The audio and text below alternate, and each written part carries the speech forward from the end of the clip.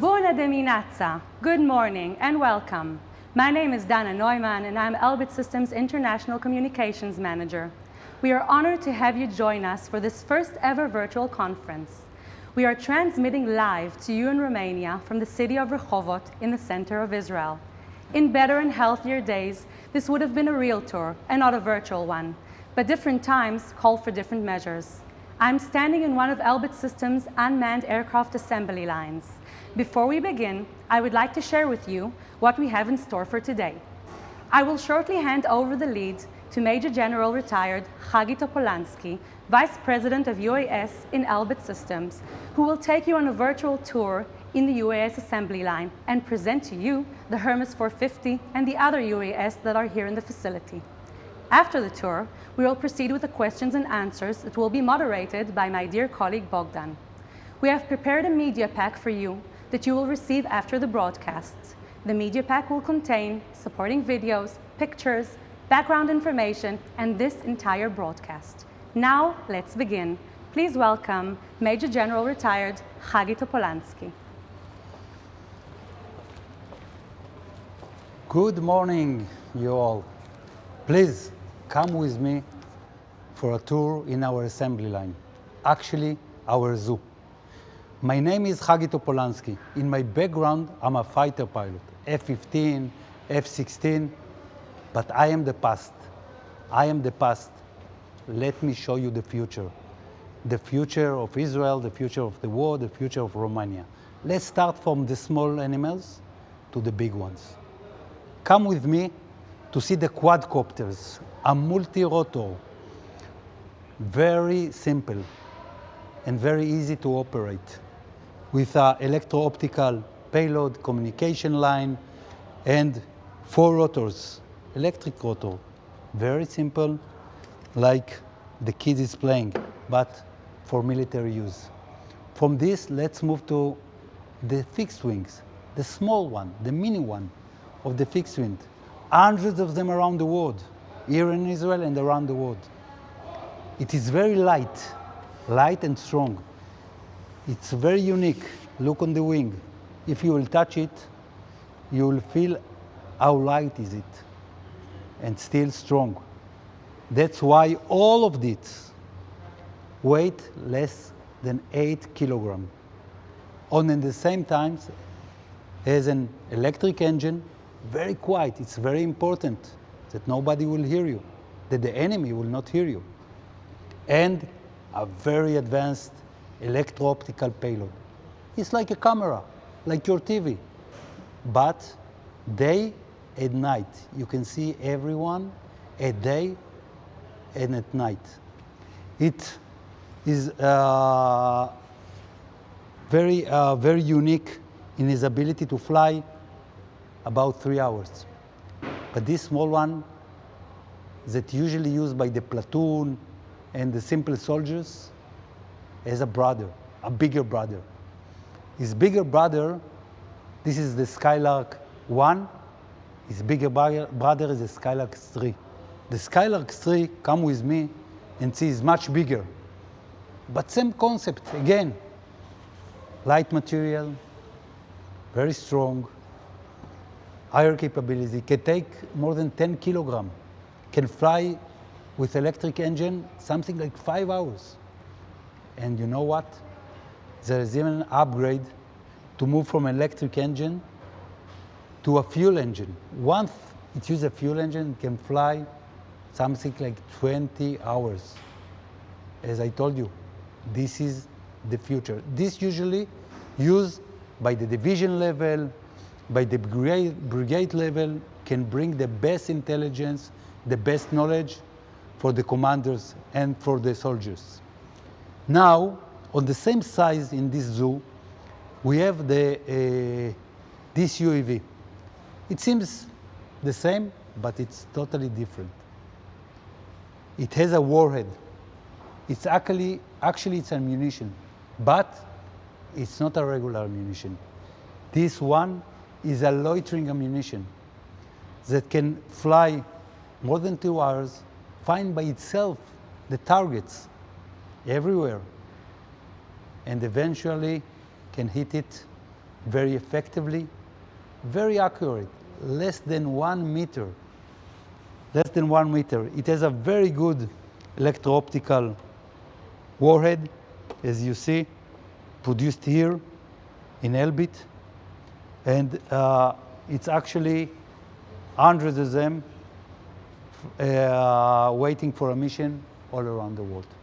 Now, after we finished the small ones, come with me to the big 5, like in the zoo. Let's start with the biggest.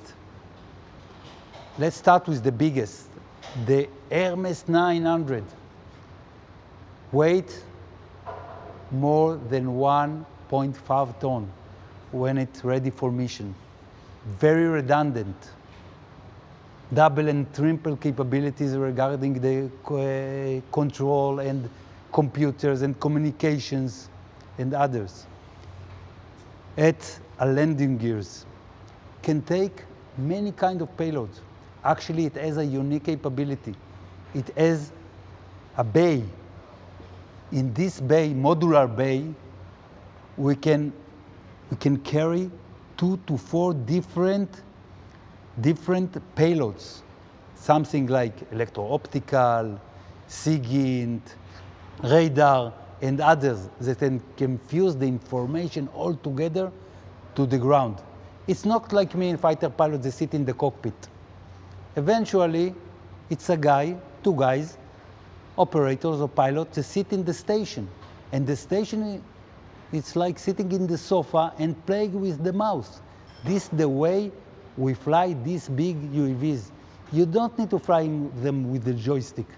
Just give them the numbers, the coordination, the altitude, the speed, and they do whatever you say.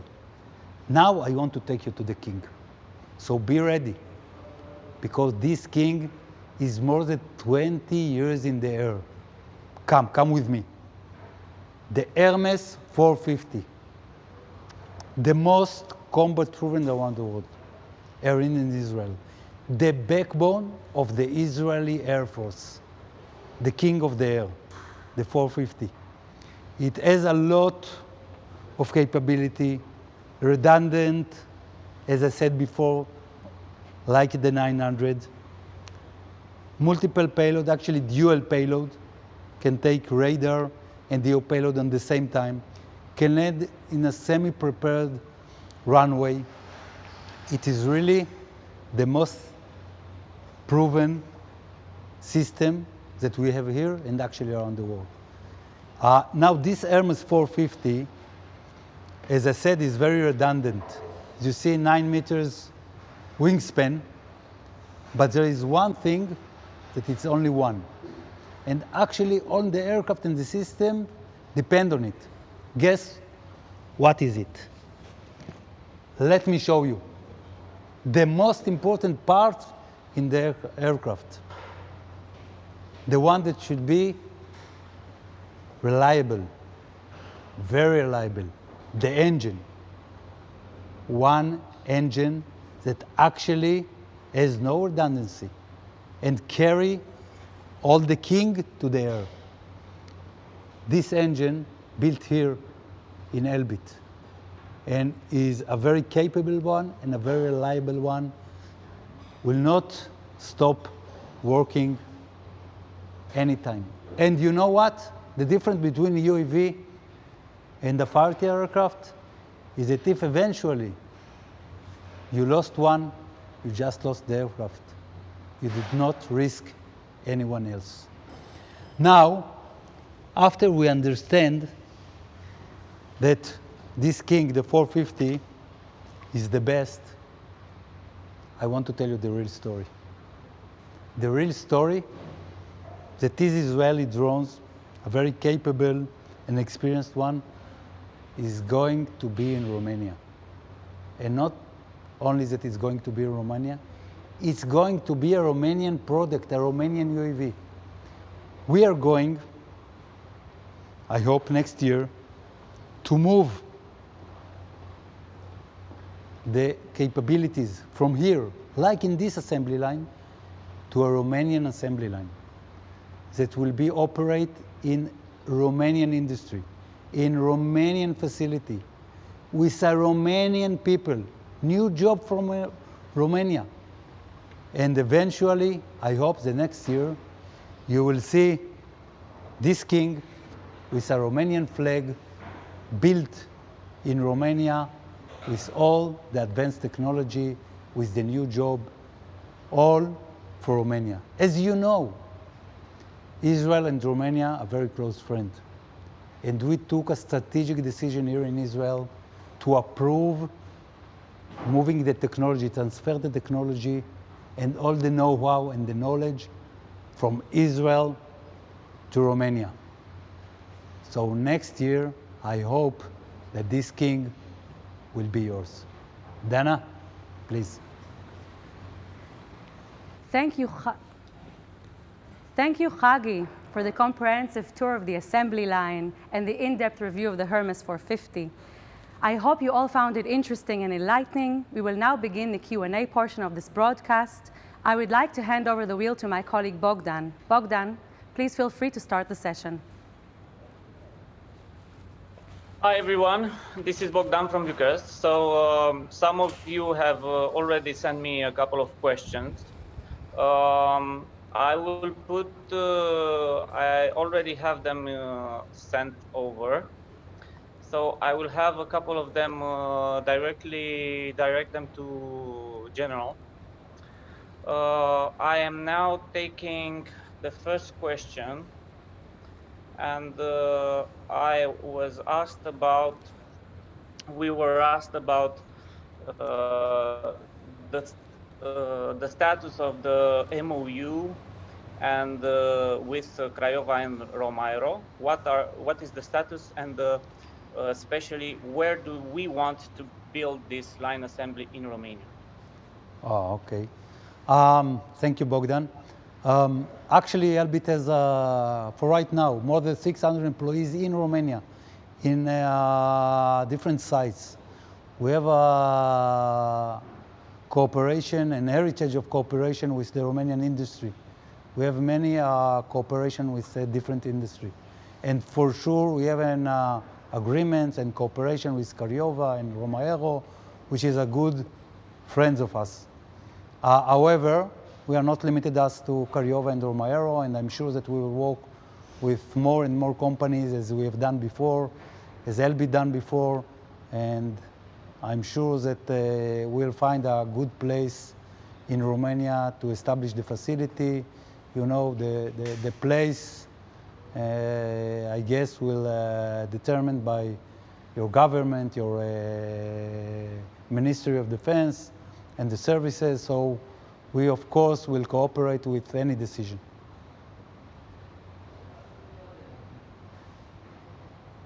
Okay. A second question would be if the Hermes can be weaponized on this. As you understand from the tour, the Hermes 450 and other can carry any kind of payloads. However, I'm not authorized to speak about this issue, so please, let's continue. Okay. The third question, why would Romania buy Hermes and not the other ones? Oh, that's an easy one. You know, in this level, the Hermes 450 is the only one, I think, the most combat proven, more than 500,000 flight hours, and you will gain not only the experience, you will gain also the knowledge, the technology, because Israel approved to move all the facility to Romania, all the knowledge, all the transfer of technology, so you will know how to modify it how to build it and modify it in Romania. That will, of course, the Romanian will enjoy new jobs, a new facility for the Romanian industry. So I guess, and I should say also that the cost effectiveness of the Hermes 450 is by far better than others. Okay. So I don't want to steal all the thunder from my colleagues, journalists. So I will let them ask the question, and not to be. I don't want to upset them. Costi, Soare, are you available? Do you want to put a question?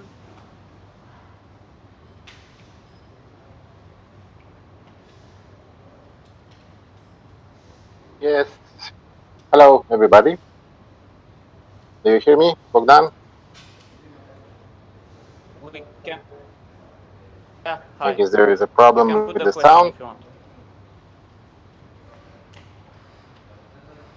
Okay. I've heard you many times saying, let's hope next year we will.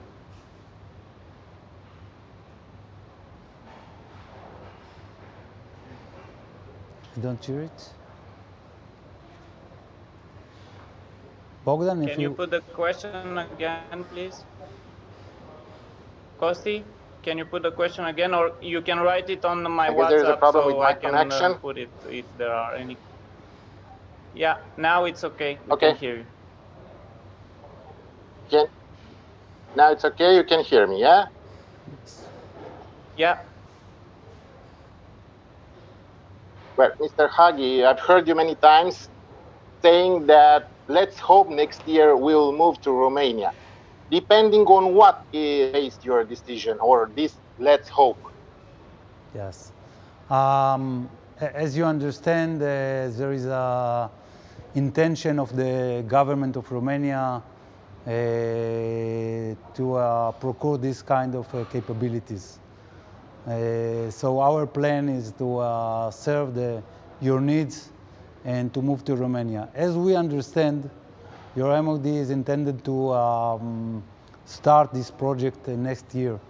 So we anticipate that in the beginning of next year we can start this project together. But as I started, this is a governmental issue, government of Romania decision when and where to put this facility.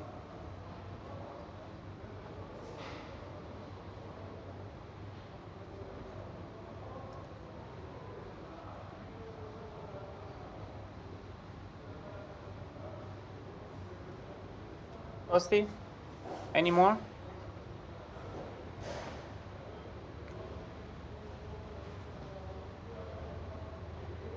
He's writing to me the question, I believe.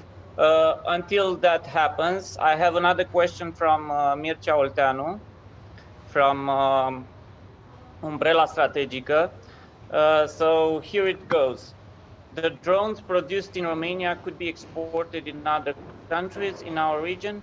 For example, Serbia is interested in buying drones. They already acquired the Chinese UAVs, and they are looking for Turkish drones. Ukraine could also buy from Turkey. Are you interested in the region, and can that interest and can Romania build the UAVs for the region? Sure. We should all together take advantage of building those aircraft in Romania, or those systems in Romania.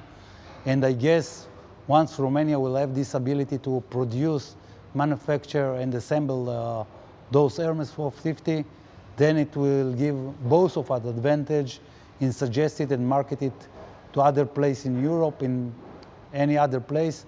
And I guess more than that, to tell you the truth.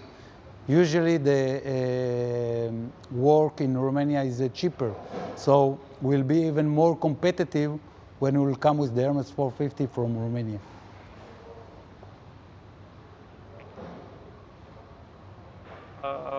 Another question from Costi Soare. Sorry to interrupt, but he had a previous linked to his first question, and his question was, are there any kind of discussions with the Romanian government on this? Is it something palpable, very hands-on? I'm not sure how much I can relate to the detail regarding the the conversations and discussion between the government of Israel and the government of Romania. As you see, as you understand, it's under a governmental umbrella. However, I can tell you there are discussions that touch the details and the capabilities of those systems. Is this an offer made directly to the government of Romania? Is it a G2G offer? It's not very clear right now. Can you detail this? What I can tell you and what I understand, first of all, that the RFI, the request for information, was sent to our governmental branch. So it seems to me that the main course is going to be governmental. However, we are a business company that know to work for the government and know to work for any other business model. For me, I guess since Israel and Romania are very good friends, it will be better if it will be a government to government. Okay. Now another question from Edward Pascu. How much time does it do you need to produce the Hermes 900, and how much time for the 450? Usually in these assembly lines that you see after me, usually it takes something like half a year from the beginning till the end of producing not only the aircraft, it's a system. It's the station, communication, sensors, and the aircraft. So usually when we have all the materials and we start the process, it will take something like half a year. It's almost similar between the 450 and the 900, maybe 1 month less in the 450.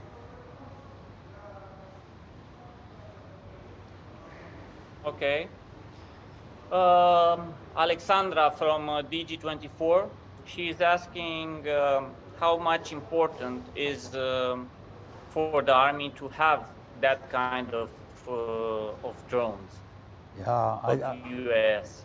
Yeah, I think it's a very good question because... And in what kind of mission are these, and what kind of missions, can you detail again the kind of missions that these drones are available and they can offer? Yeah, actually the Army will gain a UAV capability. When you say UAV capability, you first of all enjoy a no-risk missions. No risk to the pilots, no risk to the others, to the public. Second, you will enjoy a long endurance capability, long range capability. You can fly hundreds of kilometers for many hours. Third, you will enjoy a decision-making process, a much better decision-making process. Since you sit on the ground and you see the pictures that come from the sensors in real time on the sofa. It's not a sofa, it's a chair. And however, not only the people that operate it can see the picture, also everyone, the commanders, the government, whatever you want, whichever you want, can see the picture on the same time. So the decision-making process is much better. You see what usually the pilots see before that. So, and eventually it's much cheaper to operate. It is not a jet engine. It's a very unique engine, a very reliable engine, but very cost-effective engine. So it'll enjoy a very good price in operating it in the military. Now, for the question about missions, you can think about any kind of missions that are done today for intelligence, for search and rescue, for police, for homeland security, for military. So it depends on the Romanian needs. You know, we deliver the system and the configuration of the system due to the requirement of our customers. And I guess that Romania will enjoy all of those missions because Romania seems to me take it very seriously. Also, Alexandra, she asked if you can tell, because you for sure had an analysis of the UAVs that, or the drones that the Romanian military has right now, and what are the differences between those drones and our UAS, our offer, and the Hermes 450 or 900. Basically, what is the difference between what the Romanian military has now Yeah. and our Yeah, offer? I don't want to relate your military. I don't think it's my job and my profession. However, from my knowledge, this is a much capable drone. As I said, can fly much more hours, can execute much more mission with much more payloads. And you know what? I guess it will be cheaper as well than the current one.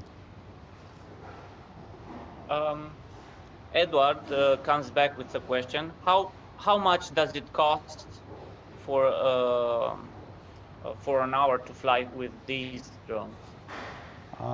This is an hard question because that depends on the concept of maintenance, the concept of operation, the concept of the contract, and etc. But as I told you before, this is something like 10 to 20% for other kind of aircraft, like jet aircraft and etc. Okay. And also, Edward is asking about how many drones can the line assembly can produce in Romania in 1 year? It depends on your decision, how many you want, because the assembly line can assemble as much as you want. However, usually what we are doing in our assembly line, that we are delivered every year something like 10 to 20 drones on the same time, usually different 450, 900, but if it will be only 450, I guess if you will choose to build the same facility, about the same size, same scale, it will be 10 to 20. Okay, so it depends of the size of the number facility, of... yeah, especially the size of facility and the manpower. Can now it enters the another colleague from Realitatea,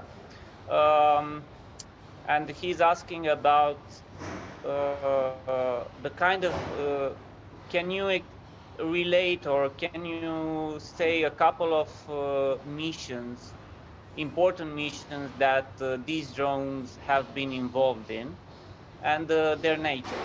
Of course, what you can say in public. As you understand, those drones flying all around the world in many countries, all the continents, and for different missions. But to answer the question, I will give you some very easy one, okay?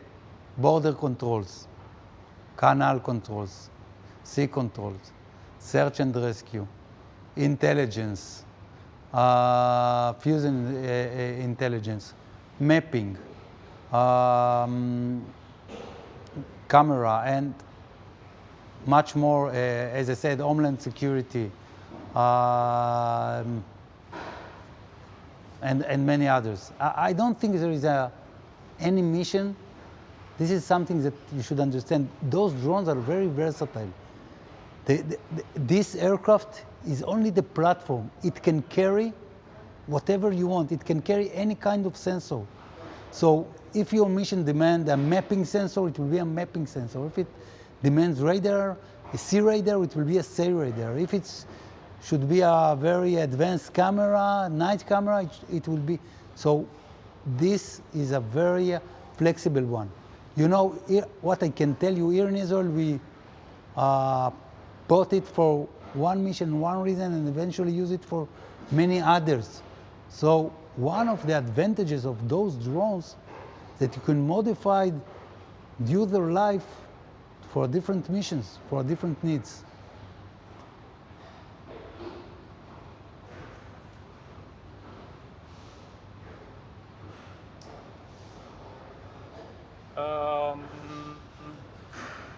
I also have another question. Just let me, he's asking why the 450 and not the 900 for Romania? Good questions. You know, you need to start from somewhere. And I guess like in Israel, to start with the 450 as the core of the Romanian capability. It will be smart here in Israel. The 450 is the core capability. It's cost effective. It's, I think, is the best choice not only to buy, it's the best choice to start with. That not means that in the future you will not buy a bigger drones or a smaller drones as well. But the 900 and the 450, can they be operated from the same systems? That's a good question. I have a good answer. We actually design and produce those systems to work together. They fly from the same computers, from the same communication, from the same station, with the same people. You actually qualified one to 450, and then you qualified to 900 very easily, and the opposite as well. So it will be the same ground system for both 900 and 451. You will decide to expand your capabilities.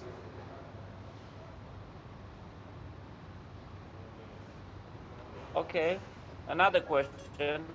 Oh, these they come in quick. Is the offer of Elbit is only for the 450, or you can modify it along with the requirements of Romanian MOD? The 450 is the answer for your request till now. And you saw all the zoo that after me, and you could choose any animals that you want. And we will, of course, will be happy to suggest it and to propose it to Romania. However, as I said before, currently we are talking about level 2, which is that's what you ask for us, till 600 kilograms. In this level, the 450 is the best choice by far.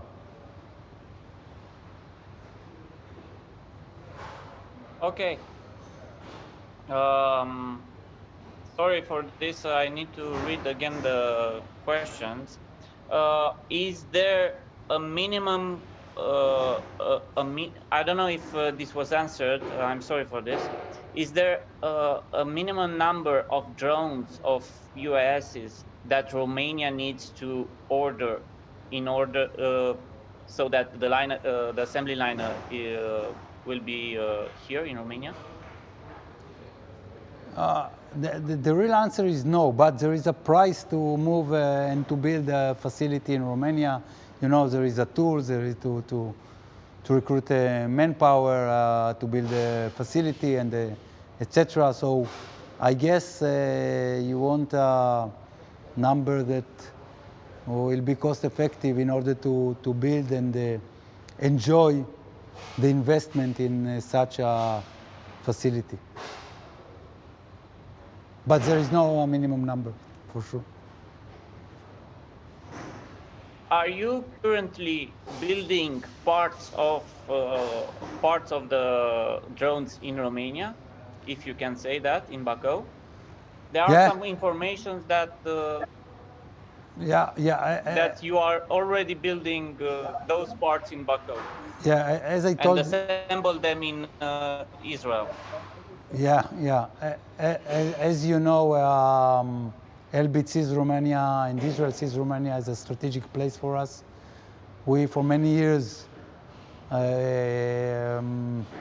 employee, as I said, 600 employees in Romania in different facilities. One of the facilities is expert in manufacture drones parts, and we enjoy a very good products with a very good price that will help us here eventually to build and assemble those parts into our drones in a very good quality and a very good price.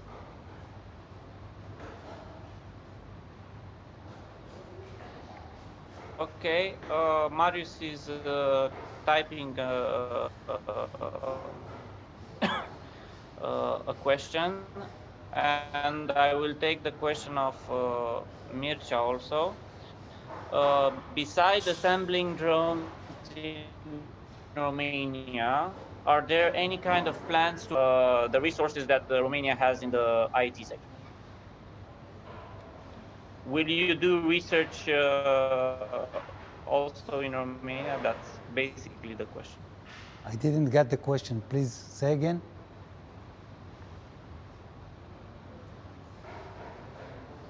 So, beside assembling drones in Romania, are you going to have any plan?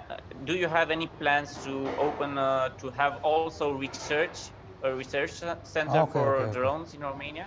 I understand. This is something that we should discuss. We haven't discussed it yet. I guess there is good reasons to do so. As I explained regarding the assembly line, this is something that should be discussed. And if Romania will decide that it's important to have this such of capability, and for us it will be a good decision for many reasons to also to establish this kind of capability. Okay. Marius is coming back with the question, and he wants to say if Romania will buy the 450 and the assembly line will be built here in Romania, is there any kind of production of these parts, or for example, the optical elements are there any? Will they be built here? I just want to add to this that parts of the drones are already built in Bacău. Yeah. And General can add more to that.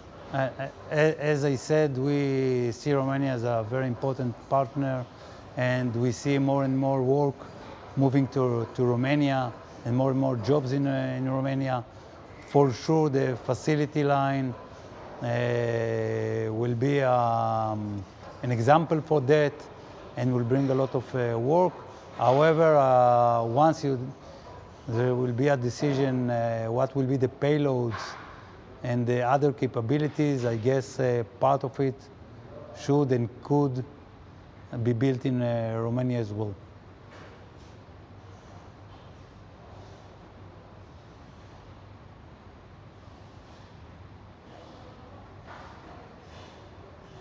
Okay.